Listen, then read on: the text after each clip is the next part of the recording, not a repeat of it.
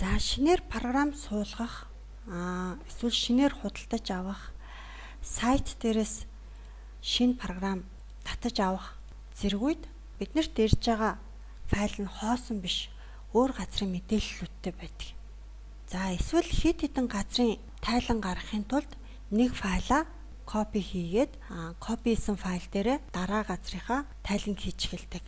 Копи хийсэн файл маань өмнөх файлынхаа мэдээллийг дотроо агуулждаг. Өөрөөр хэлбэл өөр газрын мэдээллүүдтэй байдаг.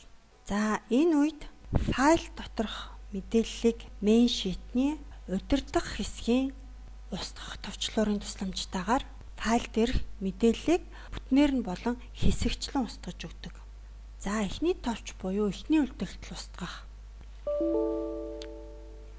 За эхний үлдэгдэл устгах товч нь файл дээр байгаа бүх эхний үлдэгдлүүдийг устгаад гүйлгээний утгуудыг үлдээдэг. За дараагийн товч болох бүх мэдээлэл устгах.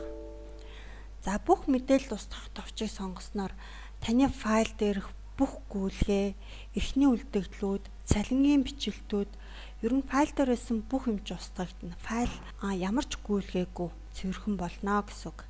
За эдгээр устгах гэсэн товчлууруудыг ашиглан мэдээллийг нэгэнт устгасан тохиолдолд буцах үйлдэлээр юм уу, анжуугаар юм уу мэдээллийг дахин сэргэх боломжгүй болгодог гэдгийг анхаараарай. За бүх мэдээлэл устгагдаж дууссаны дараагаар та тогтмол шийтнийхаа тогтмол мэдээллүүдийг өөрчилж гараас оруулж өгнө.